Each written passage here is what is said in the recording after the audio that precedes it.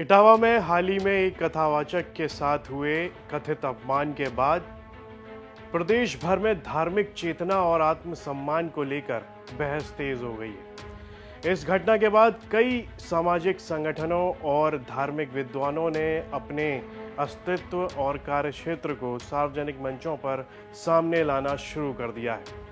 इसी कड़ी में प्रयागराज के बाहरिया इलाके में एक कदम उठाया गया है। यहाँ एक संस्कार बोर्ड लगाया गया है जिसमें पिछड़े समाज के आचार्यों, कथावाचकों और धार्मिक विद्वानों के नाम, उनके मोबाइल नंबर और उनकी जानकारी भी दी गई है। और वो जो धार्मिक सेवाएं देते हैं उसके बारे में भी इसमें बताया गया है, सार्वजनिक की गई है उनसे जुड़ी हुई ये सारी जानकारी। हालांकि ये बोर्ड किसने लगाया ये किसी को नहीं पता। इस बोर्ड में ऐसे विद्वानों के नाम दर्ज हैं जो विवाह, यज्ञ, हवन, पूजा पाठ, गृह प्रवेश, जन्म, मृत्यु, संस्कार समेत सभी वैदिक और धार्मिक अनुष्ठानों में निपुण हैं। प्रयागराज के बहरिया में लगाए गए इस बोर्ड में प्रमुख नामों में शामिल हैं ये नाम। सबसे पहला नाम है कि श्री सुभाष चंद्र यादव, दूसरा है राम बाबू मौर्य, तीसरे हरीश चंद्र यादव, चौथे हैं विजय मौर्य और इन सभी के मोबाइल नंबर भी इस पर दर्ज हैं। इसी बोर्ड में राम बाबू मौर्य का भी नाम लिखा हुआ है। उनसे जब बात की गई तो उन्होंने बताया कि वो जौनपुर के रहने वाले हैं।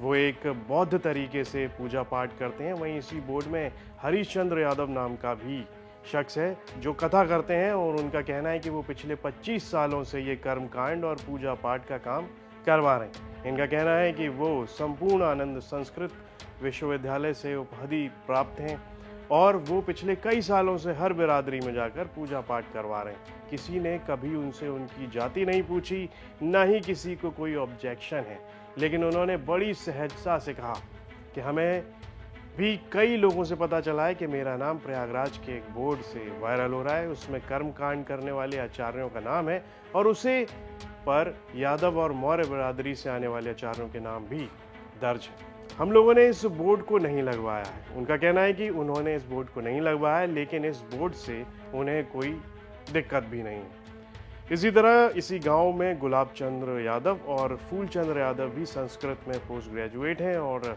संपूर्णानंद संस्कृत विश्वविद्यालय से आचार्य की उपाधि प्राप्त कर चुके हैं। ये विद्वान न केवल हिंदी, संस्कृत बल्कि अंग्रेजी में भी धार्मिक अनुष्ठानों का संचालन करने में सक्षम है। इसी यादव बिरादरी से आने वाले फूलचंद यादव ने भी कहा कि वो आचार्य हैं और वो भी आचार्य की डिग्री ले चुके हैं। हालांकि बोर्ड पर उनका नाम दर्ज नहीं है। 25 सालों से साधना और सेवा में लगे हुए हैं ये लोग। इसी सिलसिले में प्रयागराज के जलालपुर कस्बे के निवासी आचार्य विद्यासागर यादव का नाम भी सामने आता है। वो पिछली 25 सालों से यज्ञ, मंत्रोच्चारण और वेद पाठ के माध्यम से धार्मिक सेवाएं दे रहे हैं। उनका कहना है कि समाज के हर वर्ग से उन्हें सम्मान और सहयोग मिला है। इतने साल वर्षों से करा रहे हैं, तो क्या कभी इटावा जैसी जो घटना आई है जहाँ पे कहा जा रहा है कि केवल ब्राह्मणों ने कहा कि यादव जो है वो कथा नहीं सुना सकते हैं, या किसी तरीके की दिक्कतें आई हो कभी? ऐसा कोई विरोध नहीं हुआ, बल्कि समर्थन हुआ है।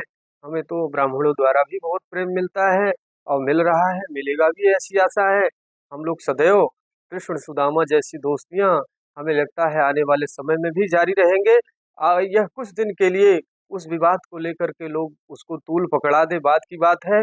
लेकिन हम यह कहेंगे कि सभी भाइयों से, चाहे ब्राह्मण भाई हो, यादव हो या अन्य हो, सबको जात पात भेदभाव भुला करके वेदों की ओर, जैसे हमारे ऋषियों ने, बहुत सारे आचार्य श्री राम शर्मा ने कर्मकांड को घर घर पहुंचाया, सब लोगों का समान अधिकार है ऐसा कहा, तो हमें आचार्य श्री राम शर्मा के कहे हुए वाणी पर चलना चाहिए।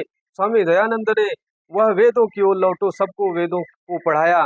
वैसी समय आ गया है कि एक बार पुनः वेद पुराण रामायण को हमें हर जन जन तक पहुंचाना चाहिए। इटावा की घटना के बाद उन्हें पूजा पाठ और संस्कारों के लिए संपर्क करने वालों की संख्या में काफी इजाफा हुआ है। इस पर आचार्य विद्यासागर का साफ तौर पर कहना है कि आज दो धाराएं बन चुकी हैं, एक जो परंपरा को तोड़ना चाहती है और दूसरी जो इन्हें अपने समाज के विद्वानों से सहेजना चाहती है। हमें इस समय अपने धर्म और परंपरा की रक्षा के लिए खड़ा होना होगा। प्रयागराज में लगा ये बोर्ड केवल एक सूचना का बोर्ड नहीं है, ये पिछड़े समाज के आत्मसम्मान और सांस्कृतिक हिस्सेदारी की एक सशक्त अभिव्यक्ति है। ये दिखाता है कि धार्मिक और सांस्कृतिक कर्मकांड किसी एक वर्ग की बपौती नहीं है, बल्कि हर जाति, वर्ग और समुदाय में ऐसे विद्वान मौजूद हैं जो सनातन परंपरा को आगे बढ़ाने में सक्षम हैं। बोर्ड पर जिन 3 प्रमुख आचार्यों के नाम हैं वे सभी यादव और मौर्य बिरादरी से हैं और सालों से सनातन धर्म की सेवा में लगे हुए हैं। उन सभी का कहना है कि अगर हमें सनातन धर्म को बचाना है तो जाति धर्म की दीवारों को तोड़कर एकजुट होना होगा। इस पहल को समाज के भीतर धार्मिक समावेश और सामाजिक सद्भाव को प्रोत्साहित करने वाला कदम बताया जा रहा है। ये संदेश भी साफ है कि धार्मिक सेवा एक वर्ग तक सीमित नहीं है, बल्कि योग्य और समर्पित व्यक्ति किसी भी पृष्ठभूमि का हो सकता है। ये खबर हमें भेजी थी प्रयागराज से हमारे सहयोगी आनंद राज। इस सब पर आपकी क्या राय है? कमेंट बॉक्स में लिखकर हमें जरूर बताएं। यूपी से जुड़ी तमाम खबरें देखने के लिए आप देखते रहिए यूपी तक।